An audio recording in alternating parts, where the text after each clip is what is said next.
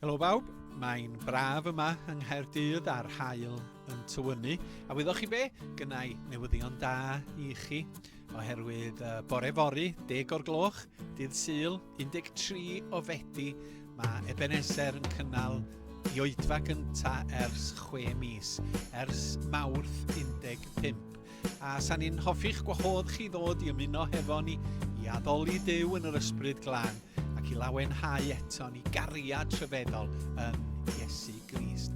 Bydd yr oedfa'n cael ei darlledu'n fyw hefyd ar dudalen Facebook Ebenezer, ac yna mi fyddwch chi'n gallu gwylio eto ar Facebook ac hefyd ar YouTube. Felly os da chi'n teimlo yn ddiogel ac yn hyderus, dewch i ymuno hefo ni.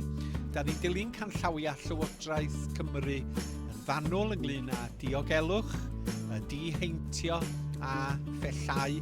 A phan da chi'n cyrraedd, mi fydd aelodau o'r tîm croesawu yno i'ch tywys chi i'ch set. Rhyw le i hanner cant sydd ganddo ni yn y ddwy neuadd. Mi fydd sŵn yn cael ei gario trwodd i'r ail neuadd.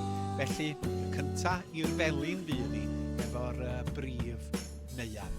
Ond dwi'n edrych ymlaen fuo'r atwm beth i mi weld rhai ohonach chi yn ystod yr hanner awr oedfa ferf iddi bore fori. A gyda llaw, bydd y toileda ddim ar agor yn y ganolfan. Felly, reswm da iddi fod yn oedfa fer. Os gallwch chi, dowch fori. A dyna'r cwbl am y tro. Da bo chi.